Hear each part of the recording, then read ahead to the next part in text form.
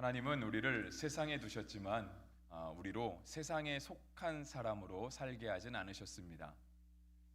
성도들이 이 땅을 살아갈 때 우리가 하나님께 속한 사람으로서 성도를 표현할 수 있는 말, 또 성도를 정의할 수 있는 말들이 많이 있을 것입니다. 오늘 우리가 다 예배를 나와왔으니까 우리 성도를 예배하는 사람이라고 표현할 수 있을 것입니다. 또 예배하면서 우리가 예양 찬양단과 함께 힘차게 찬양을 했으니 성도는 찬양하는 사람이라고도 말할 수 있을 것입니다. 기도하기도 하고 봉사하기도 하고 또 세상을 섬기며 많은 일들을 하는 사람들이 성도의 역할, 또 성도라고 우리가 표현할 수 있는데, 오늘 본문에서는 우리가 성도를, 그러니까 이런 많은 말로 표현할 수 있는 성도를 한마디로 표현한다라고 한다면 하나님을 경외하는 사람, 하나님을 경외하는 사람이 바로 성도라 우리가 표현할 수 있겠습니다. 오늘 본문에는 하나님을 경외하며 살았던 히브리 산파들의 이야기가 나와 있습니다. 그래서 오늘 설교 제목이 히브리 산파들입니다. 우리가 말씀을 살펴보면서 히브리 산파들이 어떤 모습으로 하나님을 경외하며 살았는지, 또 하나님을 경외하며 살아갔던 그들의 삶의 모습은 어떤 것이었는지를 함께 살펴보겠습니다. 지난 시간에 이어서 이스라엘 백성들이 애굽 땅에서 살아가던 모습은 점점 더 어려운 지경으로 빠져갔습니다. 물론 처음에는 요셉과 함께 내려갔고 요셉이 국무총리였기 때문에 잘 살았을 것입니다. 그리고 그들의 지위도 비록 이방인이었지만 그래도 괜찮은 지위를 누리고 살았을 것입니다. 그런데 우리가 1장 8절에 보시면 요셉을 알지 못하는 왕이 일어나게 되었다라고 얘기를 하면서 이제는 애굽 사람들이 이스라엘 사람들로 인하여서 걱정하는 단계에 이르게 되었습니다. 그 걱정은 무엇이냐면 그들이 우리보다 많고 강하다라고 하는 것이죠. 그러니까 이 애굽 땅은 원래 애굽 사람들의 땅이었잖아요. 그들이 조상 대대로 살아오던 땅이고 우리가 원래 주민인데 어느 순간 이 애굽 땅에 들어왔던 이스라엘 사람들, 그것을 출애굽기 앞부분에서는요 70명 정도가 내려왔다라고 표현이 되어 있는데, 그 사람들이 이제는 점점 더 많아져서 애굽 사람들보다 더 많고 강하게 되었다라고 하였으니 애굽 사람들이 걱정할 만도 하게 되었습니다. 그래서 그들에게 있는 가장 큰 걱정은 무엇이었냐면, 우리가 지난주에도 살펴보았지만 전쟁할 때 이들이 만약에 저 적국의 편에 서게 되면 우리가 굉장히 큰 위험에 빠질 수 있겠다라고 하는 것이었습니다. 그래서 이것이 가장 큰 염려였기 때문에요, 이 바로가 이 걱정을 해소하기 위해서 내린 정책이 무엇이냐면 오늘 본문에 나와 있는 건데, 남자아이를 죽이는 것입니다. 왜냐하면 대부분의 전쟁은 다 남자들이 나가서 싸우잖아요. 물론 여자분들이 나가서 싸울 수도 있기는 하지만 특히 고대 전쟁에 있어서는 남자들에게 주어진 몫이 전쟁의 그 용사입니다. 근데 이제 남자가 없다라고 생각을 하면 물론 군사력이 떨어지긴 하겠지만 그래도 이들이 배반해서 적국에 서게 되는 그런 걱정은 사라질 것이다라고 이들이 생각했던 것 같습니다. 물론 우리가 지난주에 살펴본 것처럼 처음부터 이런 정책을 내리진 않았습니다. 처음에는 이스라엘 백성들을 학대하는 것이었죠. 그래서 1장 13절 14절에 보면은요, 그들이 이스라엘 백성들을 점점 더 학대하기 시작했습니다. 그런데 하나님께서 은혜를 주셔서 이스라엘 백성들이 학대를 받으면 받을수록 더 강성하게 되었다라고 성경은 기록하고 있죠. 그래서 정말 궁여지책으로 정말 어쩔 수 없이 내린 정책이 무엇이냐면 바로 남자아이를 죽이는 정책이었습니다. 그런데 이것은 사실상은 군대에서, 그러니까 전쟁의 위험을 사라지게 하는 것만 해당하진 않고요. 실제로는 이스라엘 민족, 이제 히브리 민족이라고 되어 있죠. 그러니까 히브리 민족을 말살시키려고 하는 그런 민족 말살 정책이라고 볼 수 있습니다. 그래서 왕이 히브리 산파 2명을 불렀습니다. 그래서 그들에게 말하기를 남자아이가 태어나면 죽이고 여자아이가 태어나면 살려라라고 얘기를 했습니다. 근데 왕의 명령이 조금은 이상하죠. 왜냐하면 보통 왕이 명령을 내릴 때에는 그 신하들에게 내리잖아요. 그러니까 왕명을 출납하는 기관들이 있잖아요. 그러니까 왕이 그냥 이렇게 쉽게 이렇게 뭐 쉬운 말 하듯이 일상적인 언어를 하듯이 명령을 내리진 않겠죠.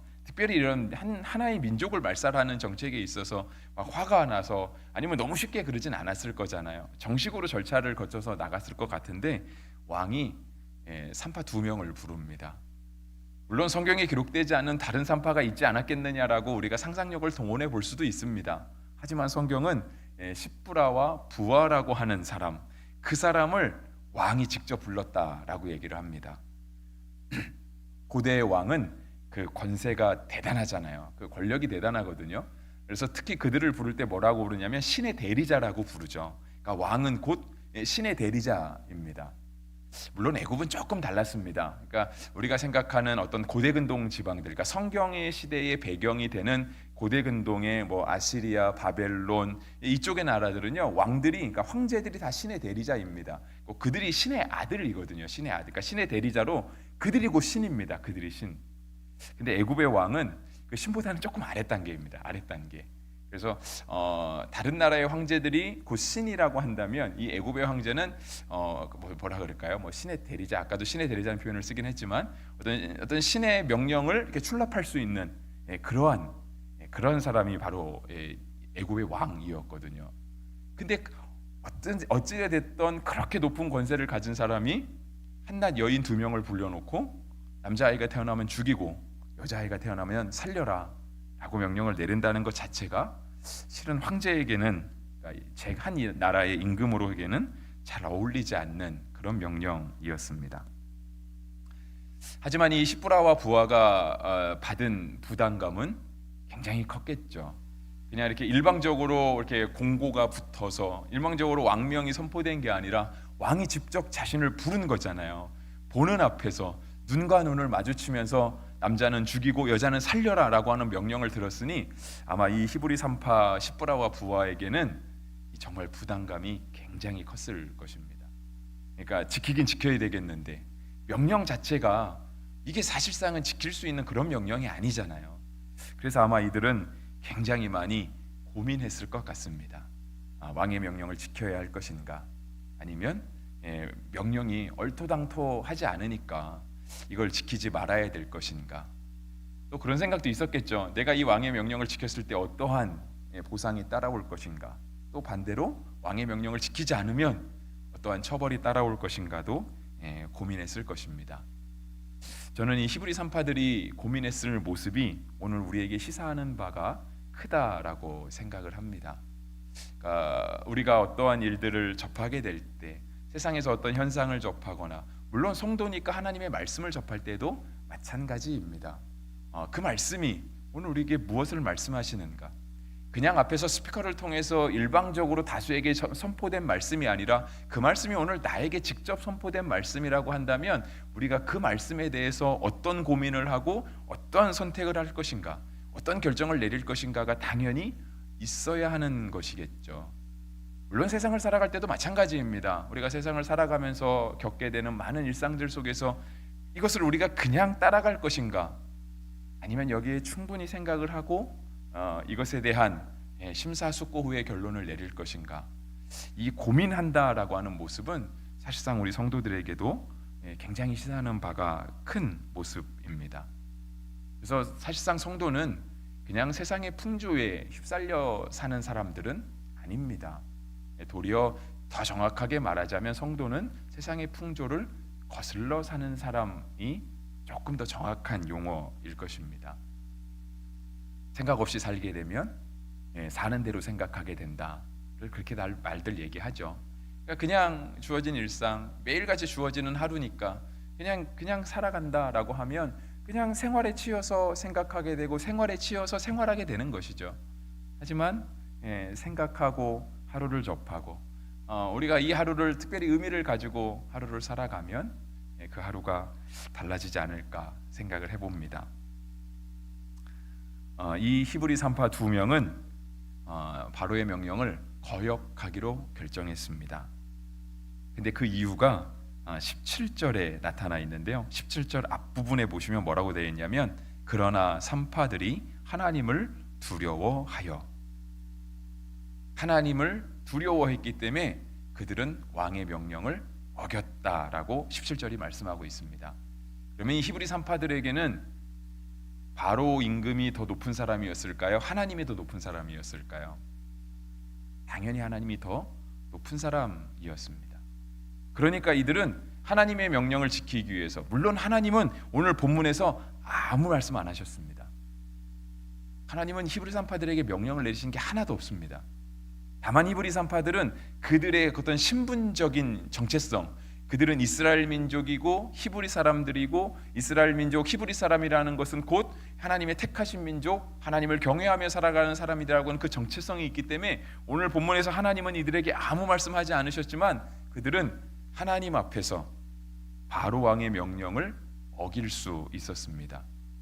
하나님에게 속한 사람이라고 하는 것이죠. 비록 내가 사는 땅은 애굽 땅에 바로가 통치하는 시대에 살고 있지만 우리를 진짜 다스리고 통치하시는 분은 하나님이라고 하는 사실을 산파들은 분명히 기억하고 있었던 것입니다. 저 여호와를 두려워했다라는 이 말은요, 하나님이 생각나서 두려워서 벌벌 떨었다라고 하는 의미가 아닙니다. 어쩌면 산파들이 두려워서 벌벌 떨 거는, 와, 내가 이거 왕의 명령을 어기면 어떡하지? 대부분 왕의 명령을 어기면 굉장히 심한 처벌이 오지 않을까요? 생명을 걸어야 하는 거잖아요. 우리가 그냥 친구 사이의 약속은 그냥 미안하다 한마디로 깰 수 있고 밥 한 번 사는 걸로 깰 수 있지만, 이 왕의 명령을 깬다라는 것은 이 생명을 걸기 전에는 하기 어려운 것이죠. 도리어 이 산파들이 두려웠을 것은 아마 내가 이 명령을 어겼을 때 나한테 어떠한 처벌이 따를까가 더 두려웠을 것 같아요. 정말 살떨리게 하는 그런 두려움이 산파들에게 있었을 것 같아요. 그런데 오늘 본문은 산파들이 여호와 하나님을 두려워했다라고 말하는 거예요. 그런데 정말 이 산파들이 하나님을 생각하면서 벌벌 떨었겠느냐 하는 것이죠. 그것은 아니라고 하는 것입니다. 이들은 하나님을 경외했다라고 하는 거예요. 지난 주일 오후 예배 시간에 그 시편의 말씀을 잠깐 나누면서 하나님을 경외하는 부분에 대해서 제가 이런 비유를 들었어요. 사장이 보고 있다라고 하는 비유를 들었는데요. 이 말로 모든 걸 다 표현할 수는 없지만 저는 참 적절한 용어인 것 같아요. 오늘 여러분 예배드리는 모습을 하나님이 보고 계신다라고 생각해 보세요. 왠지 조금 자세를 바로잡아야 될 것 같지 않나요?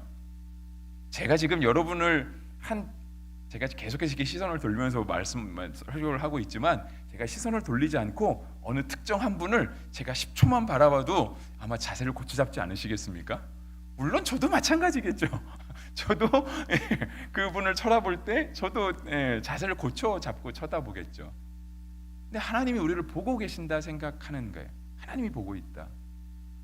바로의 명령을 지킬 것인가? 정말 이 산파들이 아이를 출산하는 곳에 갔다고 해보세요. 남자아이가 태어났어요. 저는 아들 하나 있는데 아이가 태어나는 걸 보지 못했습니다. 저희 아이가 이제 서울대학병원에서 태어났는데요. 이 종합병원은 아빠가 들어가서 분만실에서 출산하는 장면을 못 보게 하더라고요. 근데 정말 이 산파들이 아이가 태어나는 걸 봤다고 생각해 보세요. 피덩이가 태어나잖아요. 죽일 수 있을까요? 이게 사람의 마음을 가지고는 지킬 수 없는 것이죠. 근데 바로가 그런 명령을 내렸던 거예요. 우리가 이 당시 시대를 살지 않아서 나 같아도 안 지켰겠다라고 쉽게 생각할 수 있지만, 왕이 곧 국가인, 정말 왕이 신의 대리자인 그 시대에 왕의 명령을 어긴다는 것은 진짜 쉬운 일이 아닙니다. 그런데 이들은 하나님을 두려워했기 때문에, 하나님이 지금 이 순간에 산파들이 아이를 받는 시간은 그들이 그 직업에 맞는 역할을 하고 있는 그것을 말하는 거잖아요. 내가 내 직업대로 지금 일을 하고 있는 거예요. 내 업무를 보고 있는 거예요. 그 시간에 하나님이 보고 있다. 하나님 지금 이 자리에 함께 계신다라고 생각했고요. 그들이 따라야 될 업무 지침이 있었습니다. 남자아이는 죽여. 이게 위에서부터 내려온 업무 지침이었어요. 그거는 하면 안 돼. 왜냐하면 하나님이 안 좋아하실 테니까. 그거는 하나님의 방법이 아니니까. 그들이 이스라엘 백성이어서가 아니고요, 설령 히브리 산파가 아니라 애굽의 산파라 할지라도, 비록 히브리 산파들이 이스라엘 백성을 받지 않고 다른 민족의 백성을 받는다 할지라도요, 그렇게 해서는 안 되는 것이죠. 근데 그것은 바로 이들이 하나님을 경외했기 때문이라고 하는 것입니다. 하나님을 경외한다는 것은요, 하나님을 인정한다라고 하는 뜻입니다. 하나님을 인정할 때 우리가 그분의 창조와 그분의 통치를 인정하는 것입니다. 하나님이 살아계시다. 그리고 지금 그분이 그냥 하늘에 멀리서 그냥 우리를 그냥 관망하고 계시는 분이 아니라, 그러니까 하나님이 보고 있다라고 할 때 하나님이 그냥 멀리서 이게 고개 까딱까딱 하시면서 때때로 인상 쓰시면서 보고 있다가 아니라 그분이 살아서 우리의 삶에 섭리하신다라고 하는, 그것을 바로 하나님을 경외한다, 하나님이 통치하신다라고 하는 의미로 우리가 생각하고 있는 거거든요. 그래서 우리가 하나님을 또 다른 말로 부를 때 주님이라고 부릅니다. 저는 도리어 이 주님이라는 말이 더 맞는 것 같아요. 왜냐하면 하나님은 세 분이시잖아요. 그러니까 하나님만 얘기해요. 우리가 솔직히 구약에서 하나님을 부를 때 이 하나님이라는 용어 안에 예수님도 들어가 있고 성령님도 들어가 있다라고 우리는 생각하고 있잖아요. 근데 왠지 하나님만 부르면 예수님하고 성령님은 조금은 제외된 듯한 느낌이 들어요. 근데 우리가 주님이라고 부르면 거기엔 다 들어갈 것 같은 그런 느낌이 들어서 저는 주님이라는 용어가 조금 더 편하지 않나. 그래서 저는 설교할 때 습관적으로는 하나님이라는 용어를 더 많이 쓰는데요, 원고에는 주로 주님이라는 단어를 제가 많이 넣으려고 생각하고 있습니다. 근데 뭐 그거는 제 생각이니까. 근데 정말 중요한 건 주님이라고 부를 때 그 주자가 주인 주자잖아요. 주인 주자. 우리가 하나님을, 예수님을, 성령님을 주님이라고 부른다는 얘기는요, 그분이 나의 주인이십니다. 그분이 주인이면 우리는 종이겠죠. 종은 주인의 말을 들어야 되는 거 아니겠습니까? 그러면 누구의 말을 듣겠습니까? 오늘 우리에게 있는 업무 지침이 있고요, 주인이 말씀하시는 바가 있어요. 우리가 만약에 회사에 속한, 물론 회사에 속한 사람 맞죠. 세상에 속한 사람 맞습니다. 하지만 우리는 여기에만, 세상에 속해 있지만 그렇다고 하나님이 우리를 너는 세상에 푹 잠겨서 그냥 세상의 사람으로 살아라라고 우리를 세상에 남겨두신 건 아니잖아요. 우리는 세상에 살지만 하나님께 속한 사람으로 살기 때문에 그 주인 대신 주님의 말씀을 듣는 것이죠. 시브라와 부와 히브리 산파, 이들은 선택했습니다. 하나님 나라에서 영원히 살 것을 선택한 거죠. 아마 지키지 않았다라고 하는 사실이 왕에게 들어가면 일단 아마 더 이상 그 직업을 하기는 쉽지 않았을 것 같아요. 일단 직업에서는 잘렸겠죠. 너넨 하지 마 그랬을 거잖아요. 그것만으로도 끝나진 않았겠죠. 왕의 명령을 어겼으니 아마 세상에서의 삶도 끝났을지도 모르겠습니다. 그들은 하나님 나라를 살기를 선택한 것이죠. 하나님 나라에서 살겠다. 비록 땅에 속해 있지만 나는 하늘의 신분을 가지고 살아가고 있다라고 하는 것으로 하나님 나라를 선택했습니다. 예수님도 우리에게 말씀하십니다. 의를 행하다 보면 핍박받을 수 있다. 하지만 그런 자에게 복이 있다라고 말씀하시죠. 마태복음 5장 10절입니다. 의를 위하여 박해를 받는 자는 복이 있나니 천국이 그들의 것임이라. 시브라와 부하는 어쩌면 의를 행해서 핍박을 받았을 수도 있습니다. 이미 지금 그들은 학대받고 있잖아요. 아까 우리가 설교 서두에도 그렇고 지난주에 살펴본 것처럼 이스라엘 백성은 이미 학대 속에 살아가고 있습니다. 그런데 지금의 학대도 힘들고 어려운데, 왜냐하면 14절 끝에 1장 14절 끝에 뭐라고 되어 있냐면 그 시키는 일이 모두 엄하였다 되어 있기 때문에 현재도 우리의 삶이 녹록지 않아요. 간신히 하루를 살아가고 있는 그런 모습이에요. 그런데 그들은 의를 위하여 핍박받기를 선택했다라는 거예요. 왜냐하면 천국을 선택했기 때문에. 예수님도 말씀하시잖아요. 천국이 그들의 것입니다. 이렇게 이 믿음을 가지고 살았던 사람들은요, 이 시브라와 부하만이 아니었습니다. 이스라엘에 있었던 많은 선지자들이 다 이 믿음을 가지고 살았습니다. 그래서 마태복음 5장 11절 12절 이어지는 말씀에 뭐라고 되어 있냐면, 나로 말미암아 너희를 욕하고 박해하고 거짓으로 너희를 거슬려 모든 악한 말을 할 때에는 너희에게 복이 있나니 기뻐하고 즐거워하라. 하늘에서 너희의 상이 큼이라. 너희 전에 있던 선지자들도 이같이 박해하였느니라 말씀하고 있습니다. 수많은 믿음의 사람들이 그렇게 살아갔습니다. 주님을 위하여 받는 박해, 내가 하나님을 경외하는 사람으로 살아가면서 받는 박해를 그들은 당연한 것으로 여겼고요. 그들의 박해받음, 때때론 그들의 순교, 그들이 그렇게 힘들게 지켜온 신앙이 있기 때문에 오늘 우리가 이 자리에 함께 앉아 있을 수 있는 것입니다. 하나님을 경외하면 삶이 바뀌거든요.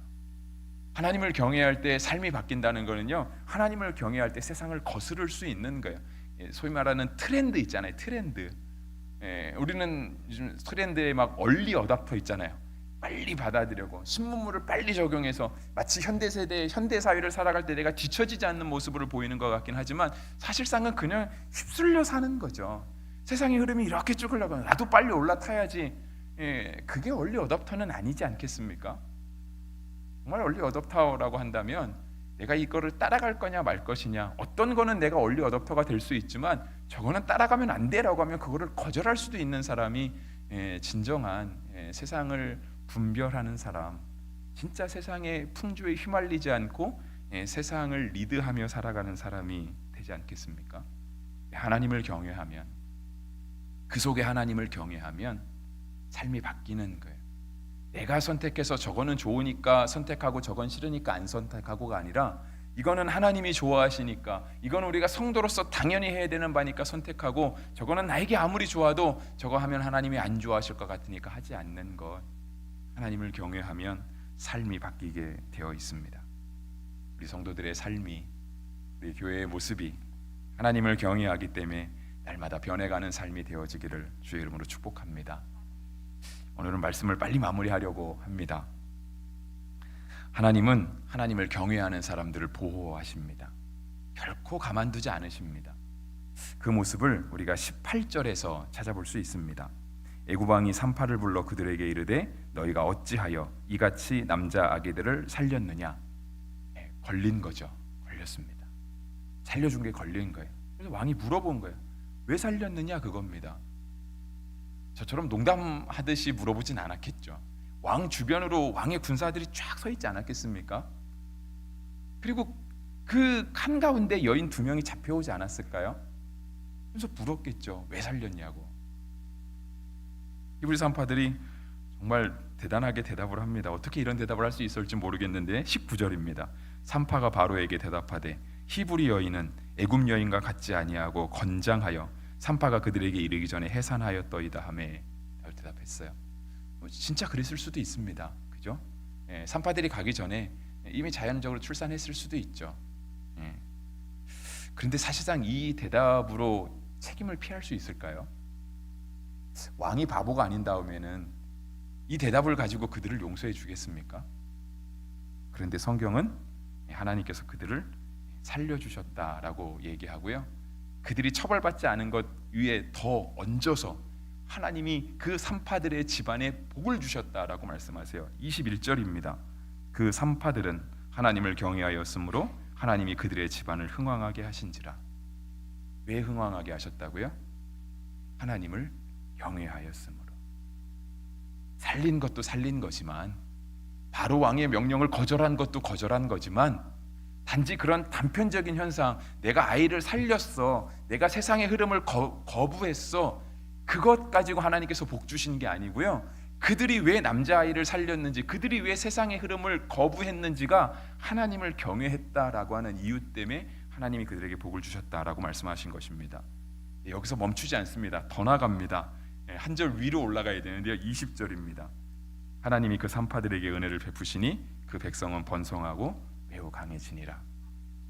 그 민족이, 히브리 민족이, 이스라엘 백성이 이 산파들 때문에 더욱더 번성하고 강해지는 거예요. 물론 성경의 흐름만 보면 이스라엘 백성이 먼저 흥해지고 강해지고 그 다음에 산파들의 집이 흥왕하게 된 게 되겠지만, 그냥 설교를 저는 거꾸로 했어요. 하나님이 그들을 보호하셨어요. 그들의 집을 보호하셨어요.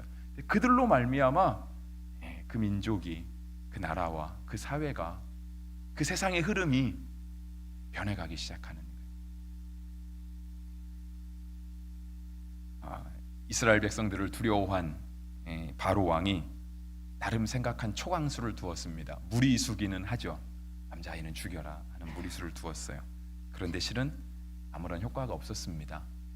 왜냐하면 히브리 산파 이 2명 십보라와 부하만 살린 것으로 성경은 기록하고 있지만, 우리가 성경을 조금 더 이렇게 뭐라 그럴까요? 상상력이라고 할까요? 조금 더 의미를 깊게 살펴보면 바로 왕의 명령이 그렇게 영향력이 있었던 것 같지는 않습니다.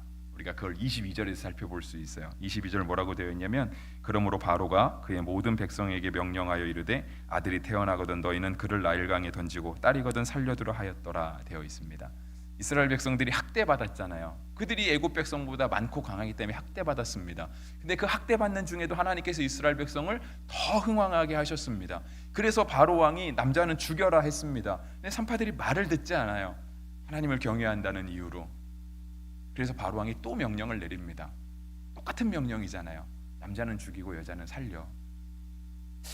왕의 명령이 똑같이 반복된다라는 의미는 앞에 내린 왕의 명령이 힘이 없다는 얘기죠. 왕의 명령이 지엄하면, 왕의 명령이 진짜 서슬퍼렇게 살아있으면 전국 방방곡곡으로 왕명이 다 전달되지 않겠습니까? 그리고 왕의 명령이 진짜 칼같이 지켜졌겠죠. 근데 왕의 명령이 또다시 내려옵니다. 왕의 명령이 내렸는데도 불구하고 남자아이가 살고 산파들의 집이 흥왕해지고 그 히브리 민족들이 더 강해지는 거예요. 그러니까 또 명령을 내린 거거든요. 아무런 영향이 없었던 것으로 우리가 볼 수 있겠죠. 우리도 이 복을 받아 누리게 되기를 주의 이름으로 축복합니다. 하나님을 경외하는 복, 제가 두 가지 정도만 말씀을 나누려고 합니다. 신명기 5장 29절인데요. 같이 한번 읽어보겠습니다. 같이 한번 시작. 다만 그들이 항상 이 같은 마음을 품어 나를 경외하며 내 모든 명령을 지켜서 그들과 그 자손이 영원히 복받기를 원하노라. 아멘. 뭐라고 되어 있냐면 중간에 항상 같은 마음, 이 마음을 품는 거예요. 그 앞에 어떤 마음이 있겠죠, 그죠? 근데 그 마음은 어떤 마음이냐면 곧 하나님을 경외하는 마음이라는 거예요. 하나님 앞에 어떤 마음을 품습니다. 근데 그 마음이 하나님을 항상 경외하게 하는 거예요. 그래서 그 마음을 가지고 그 자손이 영원히 복받기를 원한다. 신명기에서 우리를 향해서 말씀하고 계시죠. 우리 교회가 예배 때마다 우리 편찮으신 분들을 위해서도 기도하잖아요. 새벽마다 기도하고 함께 늘 이렇게 기도하고 있는데요. 편찮으신 분들에게 우리가 자주 인용하는 말씀이 말라기 4장 2절 말씀입니다. 우리 이 말씀도 같이 한번 읽어보겠습니다. 함께 보시죠. 내 이름을 경외하는 너희에게는 의로운 해가 떠올라서 치료하는 광선을 바라리. 너희가 나가서 외양간에서 나온 송아지같이 뛰리라. 아멘. 개역 개정이 익숙해서 개역 개정으로 읽었는데요. 하나님께서 우리에게 치료하는 광선을 바라신대요. 언제요? 내 이름을 경외하는 너희에게. 하나님의 이름을 경외하는 자에게 하나님이 치료하는 광선을 바라신다 말씀하십니다. 외양간에서 뛰어나오는 소처럼 우리를 뛰게 하실 것이다. 그게 단지 육신의 질병뿐 아니라 우리의 마음의 질병까지도, 죄에 눌려 억울하게, 죄에 눌려 압박받는 사랑하는 사람들에게도 하나님을 경외하는 자들에게 외양간에서 나온 송아지처럼 뛰게 하시는 하나님의 놀라운 은혜가 있다라고 말씀하시죠. 그래서 오늘도 예배하며 또 남은 한 주간을 살아가는 우리 모두에게, 또 이 땅에 세워주신 교회는 땅에 존재하지만 하나님께 속했다라고 우리가 믿음으로 고백하잖아요. 하나님이 교회를 두신 목적은 이 땅 교회가 세상과는 완전히 단절돼서 마치 섬처럼 교회가 존재하기를 원하지 않으시고 이 땅에 함께 있기를 원하시는 거잖아요. 우리 성도와 우리 교회가 히브리 산파들처럼 하나님을 경외하며 하나님이 주어주시는 복도 받고 세상을 변화시킬 수 있는 그런 성도와 교회가 되기를 주의 이름으로 축복합니다.